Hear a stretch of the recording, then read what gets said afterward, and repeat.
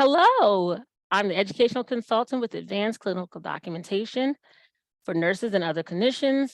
And I have the pleasure today to speak with Sierra. Sierra actually recently graduated with her bachelor's in health information management. She is currently a claims case manager and she is a nurse. So, of course, we always promote nurses advancing, but especially when nurses advance in areas where it's deeper in technology and coding and kind of deeper in that information management space, which is a personal favorite space of mine.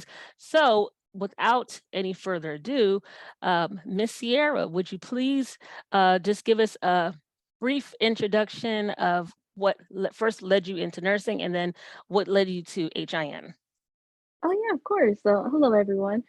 So, my first interest in the medical field started with my mother. She's actually a medical assistant and she used to work with the Red Cross. And a lot of the times, the kid that was on break and she really didn't have a babysitter. So, sometimes I would go with her to work at the Red Cross and I would see how they would treat patients with, gathering blood and everything. And I just thought all of that was interesting. And when I was about 10 years old, she was taking us to school and there was a car accident, a really bad one on the way to school. And there was no one around because I grew up in a very rural area. So I'm talking cow fields, tobacco fields. So literally no one around. And she saved both of those men's lives. And it was just incredible to watch her work. And I decided, okay, I think that's what I want to do when I grow up. I want to help people. And when I was 15, I had a cousin unexpectedly pass away from sickle cell anemia. And I decided that my first step to entering into the healthcare field would be to start in the CNA program in my high school. And I got my license. And then after that, I decided to go into nursing school. And that was a very fun time. I absolutely love nursing school. It was a little rough at first, but it was definitely fun for that time period. And then from there, years later, I did travel nursing. And when I was in New Mexico, I learned about MDS and what MDS was. I hadn't heard of it before at that point. And there was a lady I used to go in her office to bug her sometimes, and she would show me what the MDS process was and how they had to do data collection, data entry, and analyze that data and see if patients were declining, if patients weren't improving, and they were reporting that to CMS. And I just loved that whole process. And from there, that's when I became interested in data analytics and health information management. And that's how I got to be here today. I summarized it a little bit, but that's basically how I got to be here today. Wow. And when I tell you that actually it's so great because of the fact that I think that this is an area where I really want nurses to really develop skills and interests. And the reason why is because I believe that this is an area that's going to continue to expand. And Oh, I think definitely. it, and I also think it gives nurses a great opportunity to also transition into a whole different field. So you're leaving nursing, you're not leaving nursing as if you're abandoning nursing, but you're expanding from nursing and you're extending into HIM. And the fact that you're doing it and you've done it and completed it with a bachelor's degree, that means that you have that specialized knowledge and you can build off in either direction. That your next Mhm. degree could be nursing or it could be in HIM. So, that's awesome. That is awesome. Now you Thank did you. mention MDS. Can you give a little bit more? I know you kind of gave a brief description, which you did a Mhm. fine job with, just to kind of help, let's say maybe a nurse who's working in like a nursing home and who's interested in kind of understanding that MDS process. Would you mind giving just a brief description of how they could probably maybe gain some skills and understanding how that works in that space? Oh yeah, definitely. Actually, if you are working in a long-term care facility or even a SNF, you are already doing the processes to help you learn MDS because when you gather information and report, or when you get paperwork for a new admission and you're going through that new admissions paperwork to input their medications, you're seeing what their history was when they were in the hospital or what led up to their hospitalization. you're seeing what you need to put into the MDS in order for, and excuse me, I'm sorry, MDS is a minimum data set. You may hear the phrases for them interchangeably.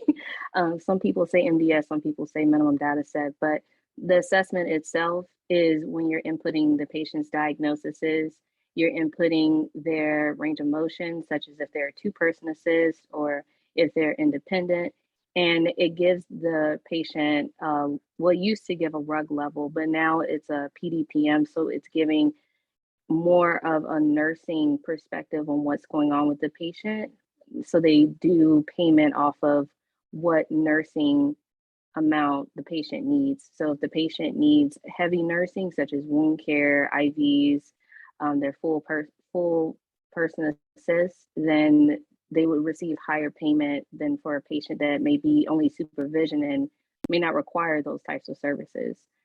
So this is something that you could actually learn to do pretty quickly, considering you're gathering the data that's needed for it at this time.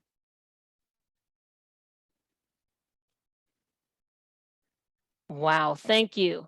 And so to my next question, and you did a fine job answering that. So Perfectly fine. That's sorry. okay. That's all right. That's all right. I had a little tickle my throat earlier too. So um, what advice would you give nurses interested in working away from the bedside? And I always ask this question because essentially what I'm really getting at is there's a lot of nurses who are leaving the profession altogether. It is unfortunate because to me, I feel like the people who suffer the most are the most vulnerable in our population. So it's sad to see nurses leave, but Mm, as a nurse who has never really appreciated working at the bedside, not saying that I didn't know that there was more to learn there, yeah, or there was something to learn there altogether. I just never was interested in working at the bedside, and a lot of it had to do with the fact that I was kind of used to case management. yeah. So with that being said, the question I just asked was, what would you say for a nurse? What advice would you give to a nurse who's interested in transitioning away from the bedside, and just in the context of trying to retain nurses, right? So, Yeah. Hmm. what advice would you give that nurse who's interested in working away from the bedside, still very much interested in being a nurse, still wants to Hmm. apply their nursing knowledge and expertise in an area, but just away from the bedside? So, unpopular opinion, the first thing I would tell them is to not feel guilty, because that was something that I struggled with when I left the bedside. I felt guilty because I wanted to take care of those patients. I wanted to be there for those patients because they look for us, you know. But at the same time, if that's not where your interest lies currently, then it's okay to branch out into another interest you may have. You may go back to the bedside, and if even if you don't, that's okay. But take what you learn from working in the bedside, and you can actually carry that baseline medical and critical thinking, analytical nurse thinking into other roles, especially case management or utilization management, anything along those lines. Especially even in informatics, you can carry that knowledge that you gained at the bedside into those non-bedside roles. So true. I think as you also just mentioned, it is so important for us to make that connection. Where does that data go after we collect it? What Right. Hmm. activities am I as a nurse influencing in this member's care? And how does the way I collect this data, what happens to this data after? How do I influence that process? I'm also thinking about the discussion around nurses as creators and developers, and how there's so much to develop in the space of not just HIM, but like also as it relates to expanding your knowledge and skills, and Hmm. integrating technology more and more. A lot of times, actually, the conversation around integration of technology, and I know like when I was in graduate school, we wrote a lot about the integration of technology, but we know that all types of things can be considered technology. I mean, a Hmm. stethoscope Yeah. essentially is technology, right? Yep. But Hmm. usually when we're talking about, we're discussing technology, we're really referring to things like such as, the EHR and, maybe tablets, or even now more recently, we're talking about like digital health, right? Or remote patient monitoring devices. So with all of that being said, there's a lot of nurses that there's a lot of nursing knowledge. There's a lot of nurses that could benefit from working away from the bedside and Hmm. developing this area in this space that is just ripe and ready for nurses to come up with their ideas and come up with solutions and design tools and design systems and programs to perfect how we provide care. Now, I do have a very interesting question to ask you. And I only call it interesting because I didn't Yeah. give you a referred It's to it as okay. interesting that didn't include in the list of questions. But what is your thoughts about nurse as innovators and creators? And I'm asking you this question because there was a recent debate that I seen going on in social media, in the little circles that I'm in, and the discussion was really about nursing borrowing from other uh, studies or other areas of theory. For example, let's say engineering, right? So we know Mhm. that when we're talking about nurse innovation, we're talking about nurses developing systems, nurses designing tools, medical devices, what have you. And now we also have the intersection of, let's say, uh, developers or even engineers who create these devices. They design the devices. They are a part of the development of the design. That would be a better way to say that, right? They don't create them, but they're a part of the development of design, right? Oh yeah. So, Hmm. but we know that at the end of the day, there's a long history of nurses developing, designing, and creating Hmm. tools and devices. And so at the end of the day, when those tools are designed by those engineers, developers, whomever, it's going to most likely be nurses. Of course, Hmm. because we make up the largest segment of healthcare professionals. So it's most likely going to be a nurse that's going to get involved with telling that developer or whomever, listen, this tool needs to be changed in X, Y, and Z way. You Hmm. know, it ever so often the battery shuts down or it needs to be charged too often. I mean, all the troubleshooting and all the updating and correcting is most likely going to really be happening from that frontline Hmm. staff team member, and also most likely that's going to be a nurse. So the question I have for you is, what is your thoughts about nurses as innovators and creators in this space away from the bedside? Oh, I love it. I love it. I've never in my career, especially even as a CNA, never worked with a nurse that didn't have to be, MacGyver at some point and invent something on the fly because we didn't have the supplies. There's been plenty of times where I've had issues with getting a patient, getting them their peg tube, or just having to find certain supplies. And sometimes we've had to create those supplies ourselves. So I don't think there should be any issues with nurses coming out and being innovators and being creators, putting a spotlight on the nursing field as a whole. And essentially, a lot of what we do is STEM. So it would make sense that a lot of us would be creators and innovators. There's so many different tools and supplies out here that we could create that don't even exist yet. And since we're bedside and we see things firsthand, there's so many things that a lot of other professionals may not see that we see that we could create. And I completely agree with you. To me, I believe it's a matter of collaboration and influence on both sides.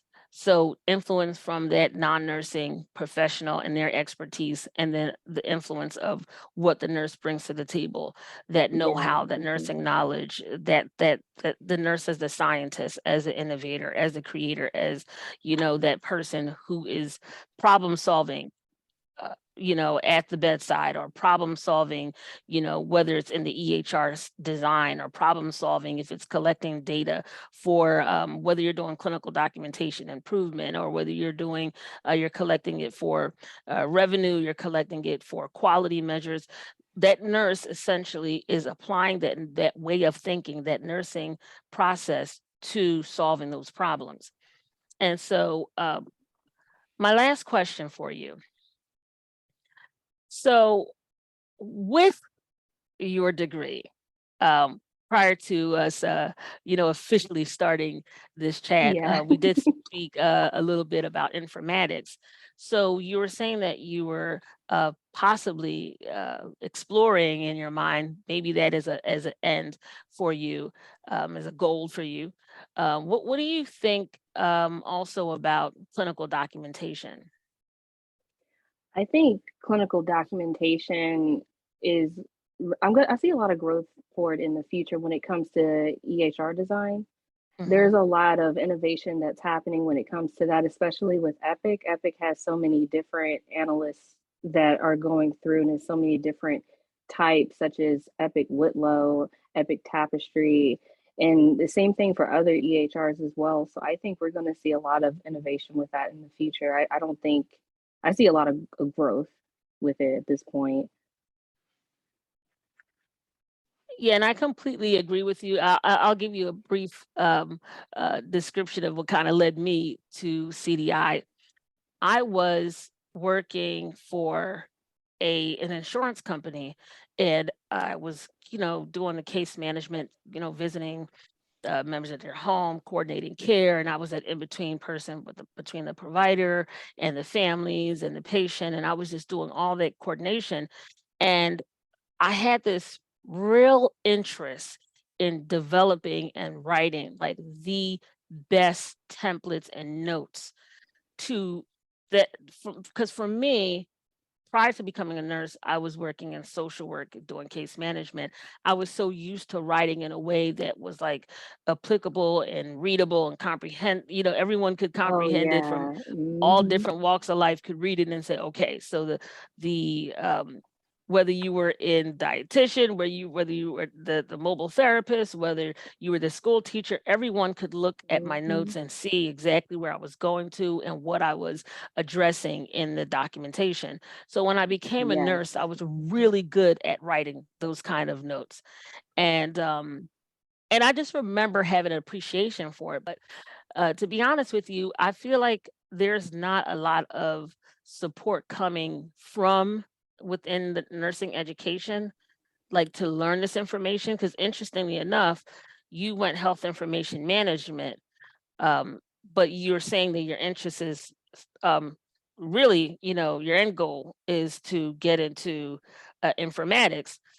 Hmm. So did you feel that you had support from your nursing education experience to learn about HIM? Like, or was it through your, how should I say, did it come from your education experience, or did it come from something that you actually learned when you were in the workforce because you were working in this environment, managing this data, handling this information, patient It information? It was honestly a little bit of both, but I will Okay. say that while I was actually in nursing school, I really only had maybe two clinical instructors that put that importance of clinical documentation, like instilled it into us. Because when I actually entered into the workforce, I was told you're taking a little bit too long with your notes, because like how you said previously, how you took your time with your notes, you were very meticulous with it because you wanted everyone to understand, no matter who read it, what was going on. I'm the same exact way. I made sure that people understood that patient A, patient B, staff member A, staff member B, everything was there and just organized and made sense. And when I entered into a different facility, I there was a nurse mentor that I had that she was a nurse for 34 years at that point. She actually helped me with figuring out how to do my clinical documentation in a timely manner, but have it the way that I like it to be extremely thorough. So I think learning from her really did, on top of the MDS, help kind of nurture me into entering into informatics because at the time we had to do paper. I know how that sounds. At the time, it was paper. So having to write and then switch everything over to data, that was actually an experience. But learning from both of those aspects is what put me into that. Wow. And I thank you so much for sharing that. I really get excited when I talk about clinical documentation improvement or just clinical Yeah. documentation, because for me, I felt like that was my ticket to opening up my mind around what was happening around me outside of Hmm. nursing. I was kind of in a like a more of a lull. There was a time that I was actually feeling like, man, I can't believe I went and got a graduate degree in nursing because I was just thinking that this is something I should have pulled myself out of and I should have went straight into what I wanted to do, which is informatics. And Hmm. now I think back and I'm like, but you're an educator and that's the stuff you love to do. And yeah, you're probably going to have to do some double work because for me, I have to do the work of actually getting the information, and Hmm. absorbing this information. I have to be in the right spaces, the right circles, and everything because I do believe that I'm a portal of information. But what I love about what you shared with me and the listening and viewing audience is that you also had that same kind of experience where it came together for you. And what I love about what you're doing is that you went and got a degree in it, because what happens is now that you have that HIM degree, you have a firm, solid footing in an industry that complements your nursing knowledge. You didn't have to give up you didn't have to compromise, you don't have to reinvent the wheel, you don't have to redesign yourself. You Yeah. literally could just say like no regrets and it just all comes together. So I want to thank you so much for your time. I Oh, do yeah. want to know if you have any words of encouragement for the viewing and listening audience. Anyone that's listening to this, nursing is a hard field and you have to have a passion for it. But I also want you to know that it's okay if staying on the bedside is tiring you out, then you want to leave. Because I think that that's the hardest battle for a lot of us. We don't want to leave because we want to continue to care for our patients. But it's okay for you to branch out for a little while because at the end of the day, no matter what aspect of the healthcare field that you're going into, you are helping someone. You are helping them in a different way, but you are helping someone. And just feel empowered in fighting for your truth, no matter what that is. If you want to work bedside, if you want to work NICU, if you want to work L&D, if you want to work informatics, do what you feel is best for you and fight for that. Well, with that, we will close out this chat.